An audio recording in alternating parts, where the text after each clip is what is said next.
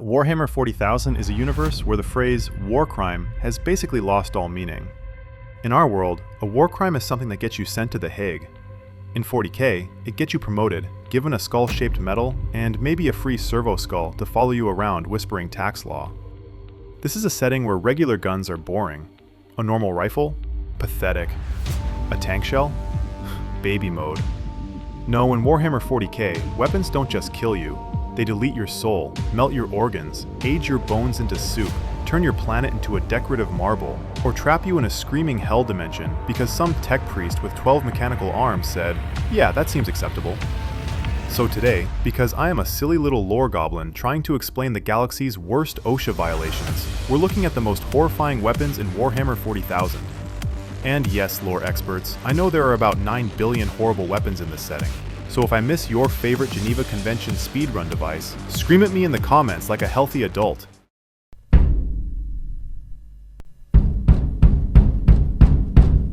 Let's start with the basic Space Marine weapon, the bolter.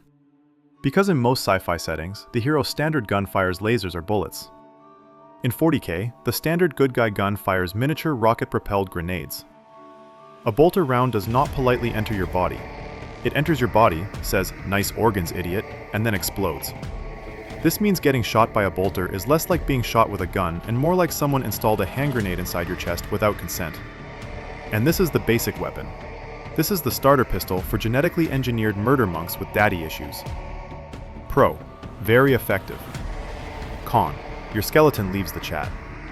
Horror rating: 7 out of 10. Very unpleasant. Terrible for posture.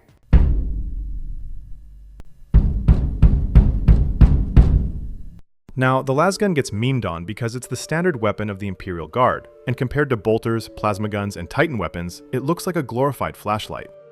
But here's the thing, a lasgun is still a military-grade laser rifle. If this existed today, every army on Earth would lose its mind. It's reliable, rechargeable, easy to use, and can burn holes through people at range. The reason it seems weak is because the average guardsman is fighting things like 8-foot super soldiers, metal skeletons, demons, and alien beetles the size of a hatchback. The lasgun is not bad, the universe is just unfair. It's like showing up to a UFC fight with a perfectly good baseball bat, then discovering your opponent is a tyrannid carnifex called Greg. Horror rating: 5 out of 10. Scary in real life, mildly adorable in 40k.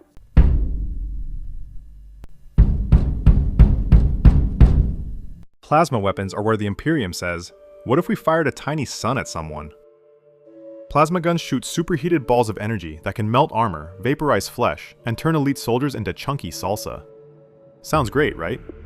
Except Imperial plasma weapons have one tiny downside. Sometimes they explode. In your hands. Which means every plasma gunner is basically walking around with a weapon that says, do you want to kill the enemy or become the enemy's weather? This is peak Imperium engineering. Powerful? Yes. Reliable? Sometimes. Safe? Absolutely not. Safety is heresy. A guardsman with a plasma gun is either about to become a hero or a cautionary PowerPoint presentation for the next batch of disposable teenagers. Horror rating: 8 out of 10. Big damage. Spicy workplace incident.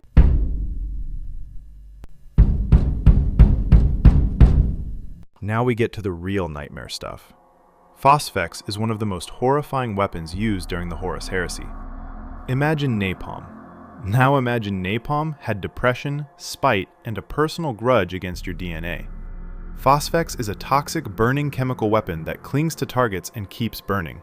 It is incredibly hard to extinguish, and horrifyingly effective at clearing out bunkers, trenches, and basically anything containing living beings who are foolish enough to be made of meat. It doesn't just kill, it makes the battlefield uninhabitable.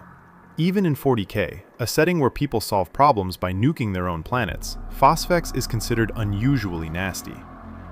That's how you know it's bad. When the Imperium looks at a weapon and says, that might be a bit much. You have officially created Satan's bug spray. Horror rating: 9 out of 10. 0 out of 10 needed a therapist. Vortex weapons are where the setting stops pretending to obey physics. A vortex grenade or missile doesn't just explode. It opens a temporary hole into the warp. And the warp is basically a mirror dimension full of emotion, nightmares, demons, and things with too many teeth and not enough hobbies. So when a Vortex weapon hits, it doesn't burn you, crush you, or shoot you. It deletes you from reality. You and everything around you get sucked into hell's washing machine. Tank? Gone. Squad? Gone. Your hopes? Gone. Your atoms? Very much unemployed. It's not a weapon, it's a cosmic unsubscribe button.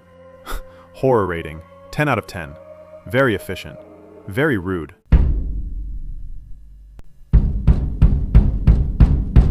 Now let's talk about Exterminatus, because apparently regular military strategy was too sane. The Life Eater virus is a weapon used to wipe out entire planets. It rapidly consumes organic matter, breaking down living things into flammable sludge and gas, which is already horrible. But then comes the fun little bonus round. The atmosphere can ignite in a massive firestorm, turning the whole world into a barbecue hosted by psychopaths. This is the Imperium's version of pest control, except the pest is an entire biosphere. People, animals, forests, oceanside ecosystems, your local bakery, Dave from accounting, all gone. 1 minute, a planet is alive. Next minute, it is soup and fire. Horror rating, 11 out of 10. Planetary oopsie.